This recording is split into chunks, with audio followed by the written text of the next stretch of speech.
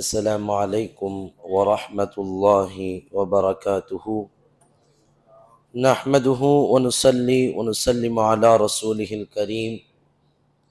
أما بعد فقد قال الله تبارك وتعالى في شأن حبيبه تعظيما وتكريما مخبرا وآمرا: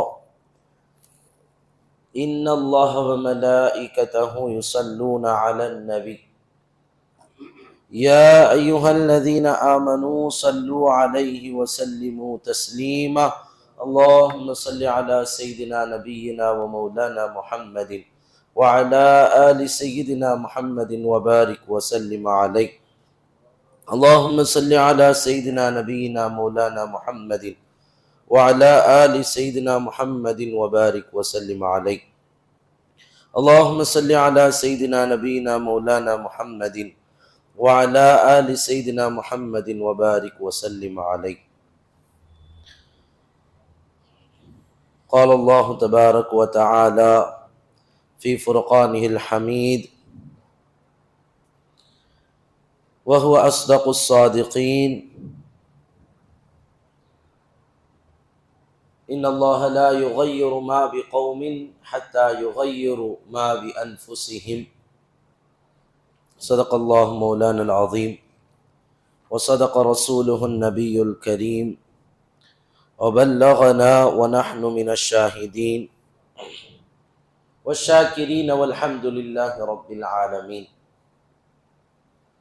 அன்பான அல்லாஹ் நல்லடியார்களே, அல்லாஹ் ரப்புல் ஆலமீன் நமக்கு செய்த மாபெரும் கருணை கிருபை, அல்லாஹ் நம்மை முஸ்லிம்களாக முஃமின்களாக ஆக்கி வைத்திருக்கிறான். மேலும் அவனது ஹபீபாகிய கண்மணி நாயகம் முஹம்மது ரசூலுல்லாஹி ஸல்லல்லாஹு அலைஹி வஸல்லம் அவர்களுடைய அருள் நிறைந்த உம்மத்திலே அல்லாஹ் நம்மை கொண்டு வந்திருக்கிறான். சிறப்புமிக்க இந்த ஷவ்வாலின் முதல் ஜும்ஆவிலே அவனது இறை இல்லத்தில் நம் அனைவரையும் ஒன்று சேர்த்திருக்கிறான்.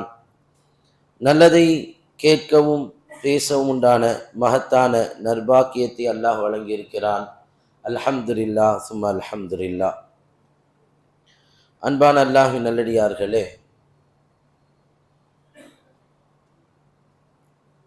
இஸ்லாத்தினுடைய ஆரம்ப காலம் முதல் இன்றைய தேதி வரை தொடர்ந்து நமக்கு போராட்டங்களும் தொடர்ந்து அநீதிகளும் இழைக்கப்பட்டு கொண்டே இருக்கத்தான் செய்யும். அது இருக்கும் பொழுதுதான் முஃமினுடைய ஈமான் வலுப்பெற்று கொண்டே இருக்கும். முஸ்லிம்கள் அவர்களுக்கு எல்லா வகையிலும் பாதுகாப்பு அல்லாஹ்தான் என்ற கொள்கையை வைத்திருக்கிறார்கள். ரப்பு தான் தங்களை பாதுகாப்பான், அவன்தான் தங்களுடைய படைத்து பரிபாலிக்கக்கூடிய ஒரே நாயன் என்ற கொள்கையை நாம் வைத்திருக்கிறோம். ஆனால் இந்த உலகத்தோடு நாம் வைத்திருக்கக்கூடிய அந்த தொடர்பினால் உலகம்தான் சதம் என்று நினைக்கக்கூடிய ஒரு சிந்தனையின் பக்கம் முஃமின் சென்று கொண்டே இருக்கிறான். நமக்கு இந்த துனியாதான் எல்லாம், இதுதான் நமக்கு எல்லாம் தரும் என்று நினைக்கும் பொழுதெல்லாம் அல்லாஹ் இது போன்ற தோல்விகளை, இது போன்ற அநீதிகளை நமக்கு இழைக்கப்பட்டு அதன் மூலம் நாம் அல்லாஹ்வின் பக்கம் திரும்புவதற்கு ஒரு வாய்ப்பை ஏற்படுத்தி தருகிறான். நம்முடைய ஈமானை வலுப்படுத்துவதற்காக பல்வேறு வகையான அநீதிகள் தொடர்ந்து நமக்கு இழைக்கப்பட்டு கொண்டிருக்கின்றன. இஸ்லாத்தினுடைய அற்புதமான விழுமியங்களை, கொள்கை கோட்பாடுகளை, இஸ்லாத்தின் அற்புதமான வழிகாட்டுதல்களை நாம் பின்பற்ற தவறும் பொழுதெல்லாம் யாரோ ஒருவரை கொண்டு வந்து அல்லாஹ் நமக்கு உணர்த்துகிறான், எச்சரிக்கை செய்கிறான். அந்த அடிப்படையில்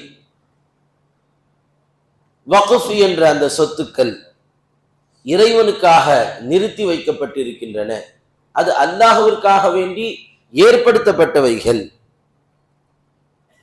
இது இஸ்லாத்தினுடைய ஒரு மிகப்பெரிய ஒரு பொருளாதார கோட்பாடாகவும் தன் உள்ளத்தில் இருக்கக்கூடிய உலக ஆசையை துறந்து ஒரு மனிதன் தனக்கு பின்னால் வரக்கூடிய தன் கொள்கை சார்ந்த எல்லோருக்கும் அந்த பொருள், அந்த இடம், தான் அனுபவித்த அந்த அந்த இன்பம் அனுபவிக்கப்பட வேண்டும் என்பதற்காக விட்டு செல்லக்கூடிய ஒன்று தான். அதை தானும் தான் வாழையடி வாழையாக வரக்கூடிய குடும்பமும் மட்டும் அனுபவிக்காமல் அகில உலக முஸ்லிம்களும், அது ஏழைகளாக இருக்கலாம், எளியவர்களாக இருக்கலாம், பின்வரக்கூடிய சிரமப்படுபவர்கள், நலிவுற்றவர்கள், நொடிந்தவர்கள், பாராமுகமாக கைவிடப்பட்டவர்கள், இவர்கள் அனைவருக்கும் தன்னுடைய சொத்து செல்வம் பயன்பட வேண்டும் என்ற அடிப்படையிலே இந்த உலகத்திலிருந்து விடை பெறுவதற்கு முன்னால் விட்டு செல்லக்கூடியது. வக்ஃப் என்று சொன்னால் அதை நிறுத்தி வைப்பது என்று சொல்வார்கள். ஒரு மனிதர் அவருடைய சொத்தை தன்னுடைய பிள்ளைக்கு கொடுக்கலாம், அதை விற்கலாம், வாரிசுதாரர்கள் அதற்கு சொந்தம் கொண்டாடலாம். இது அனைத்தையும் நிறுத்தி வைத்துவிட்டு அல்லாஹ்விற்காக வேண்டி அந்த சொத்தை அர்ப்பணித்து விடுவதுதான் வக்ஃப். ஷரியத்திலே வக்ஃப் என்பதை பற்றி சொல்லும் பொழுது சொல்வார்கள், தஹ்பீசுல் அஸல் வ தஸ்பீலுல் மன்ஃபஅ. அந்த அசலான ஒரு சொத்தையோ ஒரு பொருளையோ பிடித்து வைத்துக் கொள்வது, அதை உரிமையாளர்கள் உரிமை கொண்டாட முடியாது, அதை அடுத்தவர்களுக்கு விற்க முடியாது, தான் நாடியதை போல் பயன்படுத்த முடியாது. அந்த அசல் சொத்து என்பது அப்படியே இறைவனுக்காக நிறுத்தப்பட்டு விடும். அதிலிருந்து வரக்கூடிய பலன்களும் பயன்களும் எந்த நோக்கத்திற்காக அந்த வக்ஃப் செய்யப்பட்டிருக்கிறதோ அந்த நோக்கத்திற்கான பயன்பாடுகள் மட்டும் அதிலே நடக்கும். இஸ்லாமிய உலகில் மிகப்பெரிய சாம்ராஜ்யத்தினுடைய ஹலீஃபாவாக இருந்த அமீருல் முஃமினீன் சையதுனா உமர் ரலியல்லாஹு அன்ஹு அவர்கள்தான் முதலில் இந்த உலகத்தில் இஸ்லாமிய உலகில் வக்ஃபை கொண்டு வந்தார்கள். திருமிதியிலே வரக்கூடிய ஒரு ஹதீஸ், சையதுனா இப்னு உமர் ரலியல்லாஹு அன்ஹு அவர்கள் அறிவிக்கிறார்கள், அஸாப உமர் அர்லம் பி கைபர். உமர் ரலியல்லாஹு அன்ஹு அவர்களுக்கு கைபரில் இருந்து ஒரு அழகான ஒரு இடம் ஒன்று வந்தது. அந்த இடத்திற்கு சம்மக் என்று சொல்லப்படும். அந்த சம்மக் என்ற பூமி அவர்களுக்கு வந்த பிறகு அதை எப்படி மக்களுக்கு பயன்பாட்டில் விடுவது என்று ஒரு எண்ணம் தோன்றியது. உடனே பெருமானார் ஸல்லல்லாஹு அலைஹி வஸல்லம் அவர்களிடம் வந்து, யா ரசூலல்லாஹ், அஸப்து மாலன் பி கைபர் லம் யுஸிப் மாலன் கத்துன் அன்ஃபஸ இன்தி மின்ஹு. இது மாதிரியான ஒரு ரொம்ப காஸ்ட்லியான ஒரு லேண்ட், ஒரு அற்புதமான ஒரு லேண்ட், ஒரு சொத்து என்று கிடையாது. அப்படி ஒரு அழகான சொத்து சம்மக் கைபரில் இருக்கக்கூடிய அந்த சொத்து இப்பொழுது எனக்கு கிடைத்திருக்கிறது. நான் அதை என்ன செய்வது? தன்னுடைய சொத்து செல்வங்களை பெருமானாரிடம் அர்ப்பணிக்கக்கூடிய சஹாபாக்கள், தன்னுடைய ஒவ்வொரு செயல்பாட்டிலேயும் அல்லாஹ் ரசூலுடைய உத்தரவை எதிர்பார்த்து நிற்கக்கூடிய சஹாபாக்கள் தான் 1400 வருடங்கள் தாண்டி இன்றும் பேசப்பட்டு வருகிறார்கள் என்பதை முஸ்லிம் சமூகம் நினைவில் வைத்துக் கொள்ள வேண்டும். ஃபமா தஅமுருனி, என்ன சொல்றீங்க யா ரசூலல்லாஹ் என்று கேட்கும் பொழுது பெருமானார் சொன்னார்கள், இன் ஷிஅத ஹபிஸ்த அஸ்லஹா வ தஸத்தக்த பிஹா. நீங்கள் என்ன செய்யலாம்? நீங்கள் நாடினால் அதனுடைய அசலை நீங்கள் நிறுத்தி வைத்து விடலாம். அந்த அசலை நீங்கள் நிறுத்தி வைத்துவிட்டு அதனுடைய பொருட்களை நீங்கள் தானமாக வழங்கிவிடலாம். இதுதான் வக்ஃபினுடைய ஒரு அசலாக இருக்கிறது. அதே போல் உமர் ரலியல்லாஹு அன்ஹு அவர்கள் அதை நிறுத்தி வைத்தார்கள். அந்த சொத்தை பற்றி, சம்மகை பற்றி உமர் ரலியல்லாஹு அன்ஹு எழுதும் பொழுது சொல்வார்கள், அன்னஹா லா யுபாஉ அஸ்லுஹா வலா யூஹபு வலா யூரசு. இந்த பூமி இனி யாருக்கும் விற்கப்படாது, யாருக்கும் அன்பளிப்பாக தரப்படாது, எனக்கு பின்னால் என்னுடைய பிள்ளைகளுக்கு வாரிசு சொத்தாகவும் இது போகாது என்று அவர்கள் எழுதி வைத்தார்கள். இஸ்லாமிய உலகத்தில் முதல் வக்ஃப் இதுதான். அதிலிருந்து வரக்கூடிய அந்த பொருட்களை கொண்டு தஸத்தக பிஹா ஃபில் ஃபுகராஇ வல் குர்பா வ ஃபிர் ரிகாப் வ ஃபீ சபீலில்லாஹ் வ இப்னி ஸபீல் வல் லைஃப். அப்ப இந்த வக்ஃபினுடைய பயன்பாடு யாருக்கு போக வேண்டும்? ஏழைகளுக்கு போக வேண்டும், அனாதைகளுக்கு போக வேண்டும், அடிமையிலிருந்து உரிமை விடப்பட்டு சுதந்திரமாக ஆனவர்களுக்கு போக வேண்டும். இறை பாதையிலே தங்களுடைய வாழ்நாளை அர்ப்பணித்து போர் புரிபவர்களுக்கு போக வேண்டும், வழிப்போக்கர்களாக வரக்கூடியவர்களுக்கு போக வேண்டும், விருந்தாளிகளுக்கு இதிலிருந்து பயன்பாடுகள் போக வேண்டும் என்பதை எல்லாம் வக்ஃபினுடைய அந்த வழிகாட்டுதல்கள் அமைத்திருக்கிறார்கள். அதற்கு பிறகு சஹாபாக்களில் ஏராளம் ஏராளம் நபித்தோழர்கள், அல்லாஹ்விற்காக வேண்டிய வாழ்ந்தவர்கள் தங்களுடைய சொத்து பத்துக்களை அல்லாஹ்விற்காக அர்ப்பணிக்க துவங்கினார்கள். சையதுனா ஜாபிர் ரலியல்லாஹு அன்ஹு அவர்கள் சொல்வார்கள், மா அஅலமு அஹதன் கான லஹு மாலும் மினல் முஹாஜிரீன வல் அன்சார் இல்லா ஹபிஸ மாலம் மின் மாலிஹி ஸதகத்தன் முஅப்பதா லா நஷ்தரி அபதா வலா லா தஷ்தரி அபதா வலா தூஹபு வலா தூரஸ். சஹாபாக்கள் முஹாஜிர்களாக இருக்கட்டும், அன்சாரிகளாக இருக்கட்டும், யாரும் தங்களுடைய சொத்துக்களை வக்ஃப் செய்யாமல் இருந்ததே கிடையாது. பெரும்பாலான சஹாபாக்கள், முஹாஜிரின்கள், அன்சாரிகள் இரண்டு சாராரும், இரண்டு சஹாபாக்களை சார்ந்த கூட்டத்தினரும் தங்களுடைய சொத்துக்களை அல்லாஹ்விற்காக வேண்டி வக்ஃப் செய்தார்கள். அது யாருக்கும் விற்கப்படாது, வாரிசாக தரப்படாது, யாரும் அதை வாங்கவும் முடியாது. அதை அல்லாஹ்விற்காக நாங்கள் அர்ப்பணித்து விட்டோம். இது நாம் பார்க்கிறோம். லட்சக்கணக்கான கோடிக்கணக்கான மக்கள் இறையில்லமாம் காபாவில் சென்று புனித ஜியாரத் செய்ய இருக்கிறார்கள். எப்படி அதனுடைய பயன்பாடுகள் என்ன, அதனுடைய செலவினங்கள் என்ன, அதிலே இருக்கக்கூடிய அந்த மக்களுக்கு தேவையான எல்லா விதமான வசதிகள் என்ன, இது அனைத்திற்கும் பின்னணியில் சஹாபாக்களுடைய வக்ஃப் அசலாக இருக்கிறது. ஒரு ரமலான்ல ஒரு 30 நாள் கஞ்சி காய்ச்சுவது, சஹர் உணவு போடுறதுக்கே நாம் எவ்வளவு திணற வேண்டியது இருக்கிறது, எவ்வளவு சிரமப்பட்டு அதை எல்லாம் ஒன்று சேர்ந்து நாம் அந்த செயல்பாடுகளை செய்ய வேண்டி இருக்கிறது. ஒரு குறிப்பிட்ட காலகட்டத்திற்கு உலகெங்கும் இருந்து கோடிக்கணக்கான நபர்கள் வருகிறார்கள். வந்து தங்களுடைய வாழ்நாள் கனவான அந்த புனிதமிக்க காபாவை தரிசித்துக் கொண்டிருக்கிறார்கள். தங்கள் உயிருக்குயிரான பெருமானார் ஸல்லல்லாஹு அலைஹி வஸல்லம் அவர்களை ஜியாரத் செய்து கொண்டிருக்கிறார்கள். அதற்கு எவ்வளவு வசதி வாய்ப்புகள் தேவை, எவ்வளவு விசாலமான இடங்கள் தேவை, எவ்வளவு தண்ணீர் ரிசோர்ஸ் தேவை, எவ்வளவு உணவுகள் தேவை, எத்தனை எத்தனை இடங்கள் தேவை. இது அத்தனைக்கும் பின்னால் சஹாபாக்களுடைய வக்ஃபும் துணை நிற்கிறது. அப்படி வாழையடி வாழையாக வந்து கொண்டிருந்த அந்த வக்ஃபினுடைய அந்த ஒரு வழிகாட்டுதல் முதலில் இந்தியாவிற்குள்ளே டெல்லியினுடைய சுல்தானாக இருந்த குர்தி டைனாஸ்டியை சார்ந்த சுல்தான் முஇஸ்ஸுத்தீன் சாம் அல் கோர், இந்த நபர் தான், இந்த மன்னர் தான் முதலில் முல்தானில் இருக்கக்கூடிய ஒருங்கிணைந்த இந்தியாவாக, அகண்ட இந்தியாவாக இருந்த முல்தானில் ஜமா மஸ்ஜிதுக்காக வேண்டி 2 கிராமத்தை வழங்குகிறார். அந்த கிராமங்கள் தான் இந்தியாவினுடைய முதல் வக்ஃப் என்பதாக வரலாறுகளில் சொல்லப்படுகிறது. அதற்கு பின்னால் இது நடந்தது 1192, கிட்டத்தட்ட 12ஆம் நூற்றாண்டில் இந்தியாவில் வக்ஃப் ஆரம்பமாகிறது. அதைத் தொடர்ந்து 1810 பிரிட்டிஷ் அரசாங்கம் மஸ்ஜிதுகள், கோயில்கள், சர்ச்சுகள், பொது கட்டடங்கள் அத்தனையுமே நிர்வகிப்பதற்காக பெங்கால் கோட் ரெகுலேஷன் என்ற ஒரு சட்ட திட்டத்தை கொண்டு வந்தார்கள்.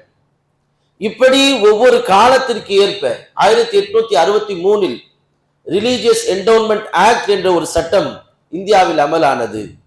தொடர்ந்து நாம் வசிக்கக்கூடிய இந்த நாகரீக காலத்தில், நம்முடைய இந்த தொழில்நுட்ப விஞ்ஞானங்கள் வளர்ந்து விரிந்து நிலை பெற்றுக் கொண்டிருக்கக்கூடிய காலத்தில் 1994 வந்த வக்ஃப் ஆக்ட், அதுதான் இப்பொழுது வரை, நேற்று வரை செல்லுபடியில் இருந்த சட்டம்.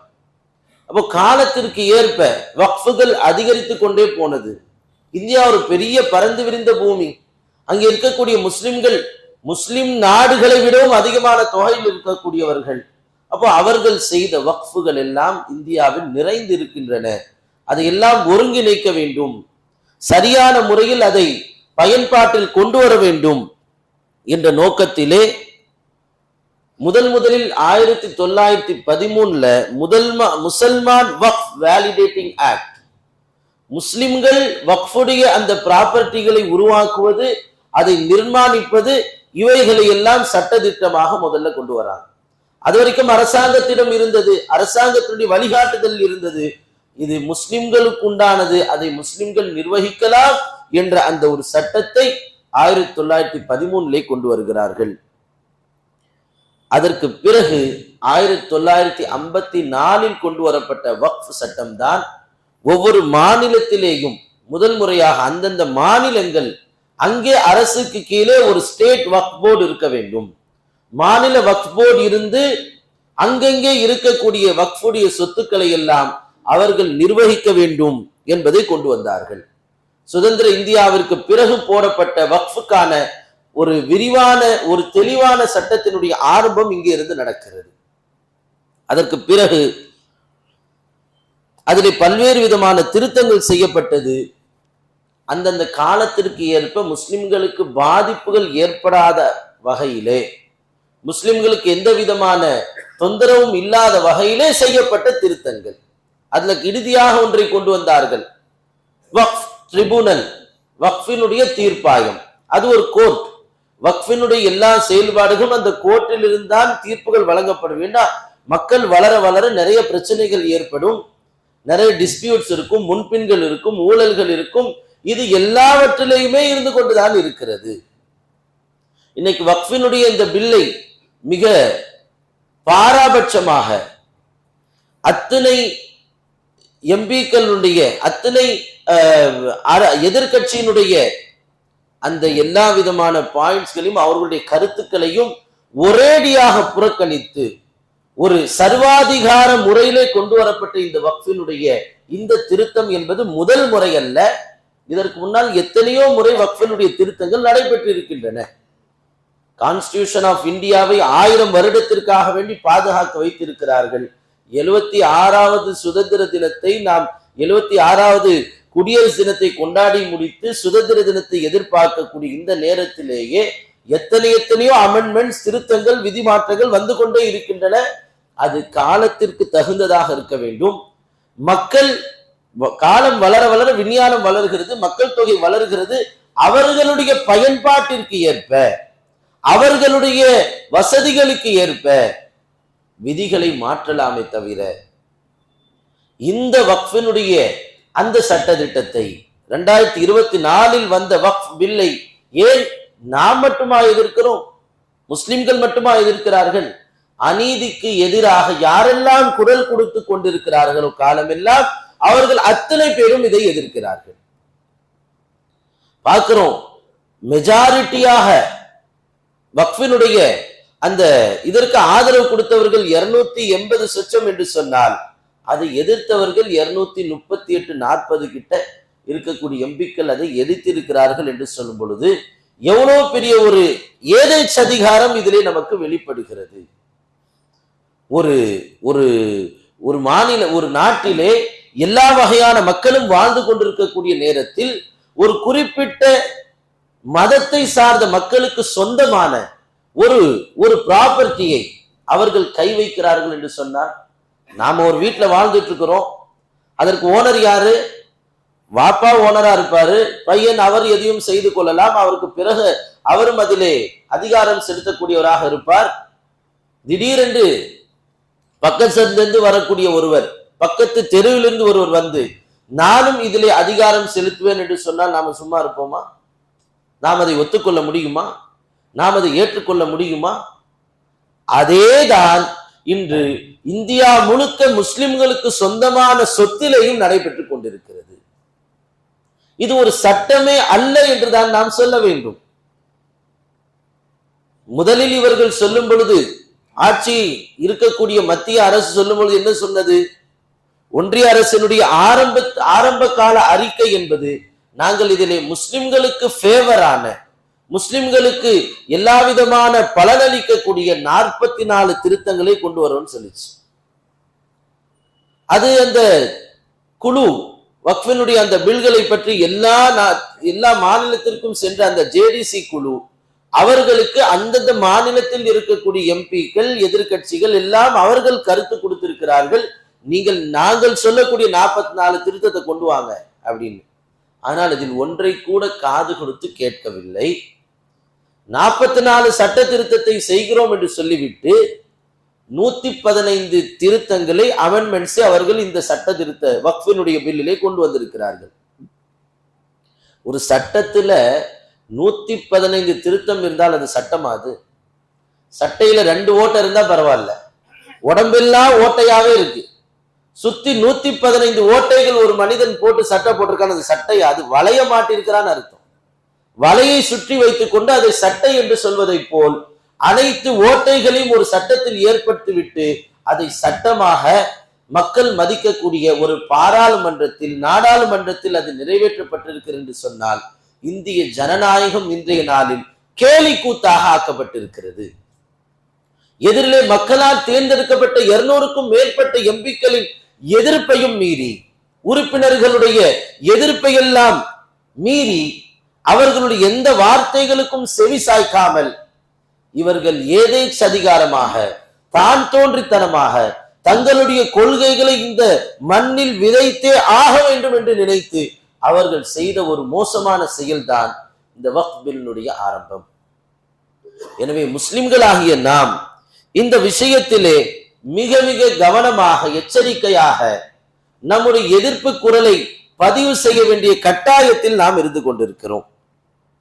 என்றால் இந்த ஒவ்வொரு சொத்துக்களும் முஸ்லிம்களுடைய, வாழக்கூடிய முஸ்லிம்களாக இருக்கட்டும், பின்வரக்கூடிய நம்முடைய சந்ததிகளாக இருக்கட்டும், இவர்களுக்கு இதனுடைய பயன்பாடுகள் போய் சேர வேண்டும். ஆரம்ப காலத்தில் சுல்தான் முஇஸ்ஸுதீனுக்கு பிறகு எத்தனையோ சூஃபிகள், மகான்கள், இறைநேசர்கள் இந்த மண்ணில் வந்தார்கள். அவர்கள் இஸ்லாத்தை கொண்டு வந்து பரப்புவதற்கு இந்த வக்ஃபுகள் மிகப்பெரிய ஒரு காரணம் என்பதாக வரலாற்று ஆசிரியர்கள் எழுதுகிறார்கள். எனவே நமக்கு அல்லாஹ் தந்த மாபெரும் கொடை இந்த வக்ஃபினுடைய சட்டம். இந்த வக்ஃபுக்கு எதிராக குரல் கொடுப்பதும் போராடுவதும் ஒவ்வொரு முஸ்லிமின் மீதும் கட்டாய கடமையாக இருக்கிறது. இங்க நம்ம வீட்டை ஒருத்த உட்கார்ந்துக்கிட்டு ஏன் வீடுன்னு சொன்னா நாம எப்படி ஒத்துக்கொள்வோம்? அதுவும் எவ்வளவு அநியாயமான விஷயங்களை இதுல ஏற்படுத்தியிருக்கிறார்கள். வக்ஃப்னாலே அந்த வார்த்தையே அரபுகளுக்கு சொந்தம், முஸ்லிம்களுக்கு சொந்தம். அதுல எந்த விதமான சட்ட திட்டமாக இருந்தாலும் ஷரியத்தை தெரிந்த மார்க்க ஞானமுள்ள ஒருவர் தான் அதை இறுதியாக தீர்ப்பு செய்ய வேண்டும். இதுதானே சரியானது. இன்ஜினியரிங் பற்றி தெரிந்த ஒரு இன்ஜினியரை வைத்துதான் நாம் கட்டிடத்தை நாம் பார்ப்போம். அது மெக்கானிக் சம்பந்தமாக இருந்தால் மெக்கானிக்கல் இன்ஜினியரை கொண்டு வருவோம். அது சம்பந்தமே இல்லாத ஒரு டாக்டரை கூட்டு வந்து நாம கேட்போமா? அப்ப இந்த வக்ஃப் ட்ரிபியூனல் என்று சொல்லக்கூடிய தேசிய தீர்ப்பாயத்தில் 3 நபர்கள் இருக்கலாம் என்பது விதி. ஒரு முன்னாள் நீதிபதி இருக்கலாம், ஒரு முன்னாள் அதிகாரி இருக்கலாம், மார்க்கத்தை தெரிந்த ஒரு ஆலிம், ஒரு அறிஞர் அதில் இருக்கலாம். இதுதான் சட்டம். இப்ப இவங்க செய்திருக்கிற ஏராளமான குளறுபடி ஓட்டைகளில் சீர்திருத்தம் இல்லை. இது 115 சீர்கேடுகளை அவர்கள் உள்ளே கொண்டு வந்திருக்கிறார்கள். அதில் முன்னாள் நீதிபதி இருப்பாராம், முன்னாள் அதிகாரி இருப்பாராம், ஆனால் இந்த மார்க்க அறிஞர் இருக்க மாட்டார். இந்த 2 பேர் மட்டும் இருந்தால் போதும். வக்ஃபினுடைய அந்த தீர்ப்பாயத்தினுடைய அந்த தீர்ப்பு எவ்வளவு வீரியமானதுன்னு சொன்னா அதை எதிர்த்து யாரும் சுப்ரீம் கோர்ட்டுக்கோ ஹைகோர்ட்டுக்கோ கூட போக முடியாது.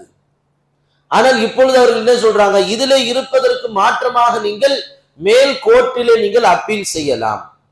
இதெல்லாம் எதை காட்டுகிறது? இவர்களுடைய ஒவ்வொரு திருத்தங்கள், அதிலே நான் முஸ்லிம்கள், முஸ்லிம் அல்லாதவர்கள் இருக்கலாம், அவர்கள் இதையெல்லாம் தாண்டி ஒரு சொத்தை வக்ஃபினுடைய சொத்து தானா என்று முடிவு செய்யக்கூடிய அந்த அதிகாரம் அங்கே இருக்கக்கூடிய கலெக்டர்களுக்கு, மாவட்ட ஆட்சியாளர்களுக்கு இருக்கிறது. மாவட்ட ஆட்சியாளர்கள் எத்தனை பேர் இப்ப முஸ்லிமா இருக்கிறாங்க? ஐஏஎஸ் எத்தனை பேர் இஸ்லாத்தை சார்ந்தவர்கள் இருக்கிறார்கள்? யாருமே கிடையாது. மிகவும் விரல் விட்டு எண்ணக்கூடியவர்கள் தான் அந்த குடியுரிமை பணியிலே அவர்கள் இருந்து கொண்டிருக்கிறார்கள். அப்போ ஒரு ஆட்சியரிடம், முஸ்லிம் அல்லாத ஒரு ஆட்சியரிடம் போகும் பொழுது இது எப்படியாப்பட்ட நிலைமையில் இருக்கும்? வக்ஃப் என்பது ஒரு சட்டமோ ஒரு பொருளோ அது ஒரு சொத்தோ அல்ல, அது ஒரு இனம் சார்ந்தவர்களுடைய உணர்வு. அது எப்படி தொழுகை ஒரு மனிதன், ஒரு முஸ்லிம் விட்டு கொடுக்கவே முடியாதோ, ஒரு நோன்பை பிடிக்காத என்று ஒரு மனிதன் சொல்கிறான், நீ எப்பொழுது நோன்பு பிடிக்க வேண்டும் என்பதை நான் தான் தீர்மானிப்பேன் என்று சொன்னால் எப்படி நாம் விட்டுவிட முடியாதோ, நீ ஹஜ்ஜுக்கு செய்வதை நான் தடுப்பேன் என்று ஒரு மனிதன் சொன்னால் எப்படி அதை நாம் அமைதியாக சகிப்புத்தன்மை என்ற பெயரில் ஏற்றுக்கொள்ள முடியாதோ, அதே போல் வக்ஃபையும் நான் மூக்கை நுழைப்பேன் என்பதை ஒரு முஃமின் சகிப்புத்தன்மையோடு ஏற்றுக்கொள்ள முடியாது. இன்று முஸ்லிம்களுடைய அவல நிலை என்னவென்று சொன்னால், பல இஸ்லாமிய பெயர் தாங்கிகள் இப்படி இஸ்லாத்தை குழி தோண்டி புதைக்க வேண்டும் என்று நினைக்கக்கூடிய பெரும்பான்மை ஆட்சியாளர்களுக்கு அவர்கள் தூது போகிறார்கள். ஒருவர் பேசும்போது பேட்டியில பேசுறார், இந்த ஊர்ல இந்த பண்டிகையில் கலர் பொடிகள் தூவார்கள், அந்த முதல்வர் ஏன் அன்றைய நாளில் வெள்ளிக்கிழமை ஜும்மாக்கு போகாதீங்கன்னு சொன்னார் தெரியுமா? கலர் பொடி தூவினால் வெள்ளை வெள்ளேர் என்று உடை போட்டுக்கொண்டு பள்ளிவாசலுக்கு போகக்கூடிய முஸ்லிம்கள் மீது அது பட்டுவிட்டால் அது இரு சமூகத்திற்கு மத்தியிலே பிளவை ஏற்படுத்திவிடக் கூடாதே என்பதனால் இது ஏற்பட்டது. அதனால் அவர் இப்படி ஒரு வழிமுறையை கொடுத்தார், முஸ்லிம்களை பாதுகாப்பதற்காக கொடுத்தார்.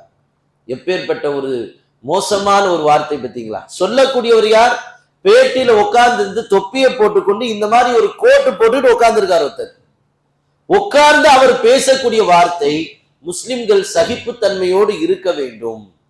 ஏன்னா அந்த ஹோலி பொடிகள் எங்கே அவர்கள் வெள்ளிக்கிழமை ஜும்மாவிற்கு வரக்கூடியவர்கள் மீது பட்டுவிட்டால் அவர்களுக்கு மத்தியிலே சலசலப்பு ஏற்பட்டு விடக் கூடாது என்பதற்காக நீங்கள் ஜும்மாவிற்கே போகாதீர்கள் என்று அவர் சொன்னார். அப்ப முஸ்லிம்கள் சகிப்புத்தன்மை என்பது இபாதத்தில் அல்ல, அல்லாஹ் ரசூலுடைய விஷயத்தில் நம்மால் சகித்துக் கொள்வதற்கு மார்க்கம் அனுமதிக்கவே இல்லை. அவ்வளவு கரிசனம் இருந்தால் என்ன சொல்லியிருக்கணும்? முஸ்லிம்கள் தொழ போகிறார்கள், நாம தான் காலையிலிருந்து நைட் வரைக்கும் கலர் பொடி தூவி கொண்டாடுகிறோமே, ஒரு 12 மணியிலிருந்து 2 மணி வரைக்கும் நீங்கள் அதை நிறுத்துங்கள் என்று ஒரு அரசாங்கம் உத்தரவு போட்டால் அது எல்லா மக்களுடைய உணர்வுகளையும் மதிக்கிறது என்ற அர்த்தம். அரசு என்பது ஒரு இடத்தில் இருப்பதே அங்கு இருக்கக்கூடிய எல்லா மக்களுடைய உரிமைக்கும் முக்கியத்துவம் தர வேண்டும். அவர்கள் அவரவர்களுடைய உணர்வுகளை, மத சடங்குகளை எந்த விதமான பாதிப்பும் இல்லாமல், ஒருவர் மற்றவருக்கு மத்தியிலே முன்பின் முரண் இல்லாமல் அவர்கள் நிறைவேற்ற வேண்டும் என்பதற்காகத்தான் ஒரு அரசாங்கம். எப்பொழுது அது பாராபட்சமாக நடக்க ஆரம்பித்து விட்டதோ அது அந்த மக்களுக்கான எல்லோருக்குமான அரசாங்கம் என்ற தகுதியை இழந்து விட்டது. இப்படி இந்தியா முழுக்க எங்கெல்லாம் முஸ்லிம்களை சிதைக்கக்கூடிய அந்த ஆட்சி நடந்து கொண்டிருக்கிறதோ அங்கே கொஞ்சம் கொஞ்சமாக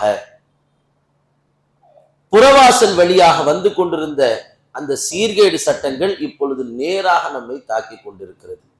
எனவே முஸ்லிம்களாகிய நாம் இது போன்ற மார்க்கம் சார்ந்த விஷயத்தில், முஸ்லிம்களுடைய விஷயத்தில், இஸ்லாம் சார்ந்த விஷயத்தில் கை வைக்கும் பொழுதெல்லாம் விழிப்பாக இருக்க வேண்டும். இன்னைக்கு பார்த்தோம்னு சொன்னா வக்ஃபு பத்தி என்னன்னு நிறைய பேருக்கு தெரியாது. முஸ்லிம்கள் தான், ஆனா அவர்கள் வரக்கூடிய வருங்கால இளைஞர்கள் அவர்களுக்கு வக்ஃபுனா என்னன்னு தெரியாது. இன்ஸ்டாகிராமை நோண்டுவதற்கும் பசங்களோட ஊரை சுத்துறதுக்குமே கரெக்டா இருக்கக்கூடிய காலத்துல நம்மை சுற்றி நடக்கக்கூடிய பிரச்சனைகளை பற்றி பாராமுகமாக இருந்து விட்டால் அதன் பாதிப்பு நம்மை தான் தாக்கும். நம்முடைய வீட்டுல தான் ஒருத்தர் ஓட்ட போடுறான்றது தெரியாம பக்கத்து வீட்டுல இருந்து சத்தம் வருதுன்னு ஒருத்தர் உட்கார்ந்து இருந்தா யாருக்கு அது பாதிப்பு? அதனால் சிறிது காலத்திற்கு பிறகு பாதிக்கப்பட போவது யார்?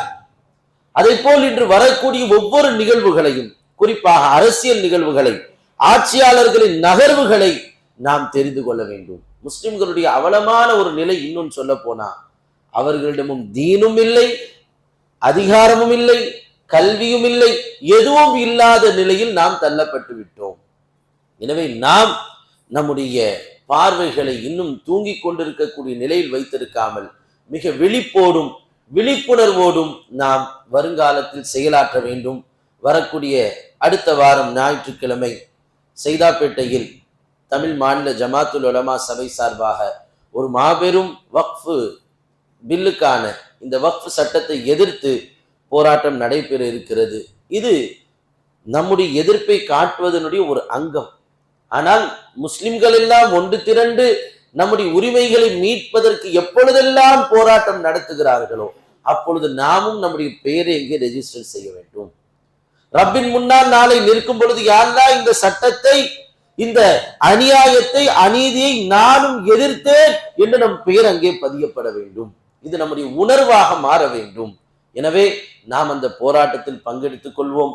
தொடர்ந்து நாம் இறைவனிடத்தில் துஆ செய்து கொண்டே இருப்போம். ரப்பனா லா தஜஅல்னா ஃபித்னத்தல் லில் கௌமில் ஸாலிமீன். யா அல்லாஹ், எங்களை அநியாயக்காரர்களின் மூலமாக குழப்பத்திற்குண்டானவர்களாக ஆக்கிவிடாதே.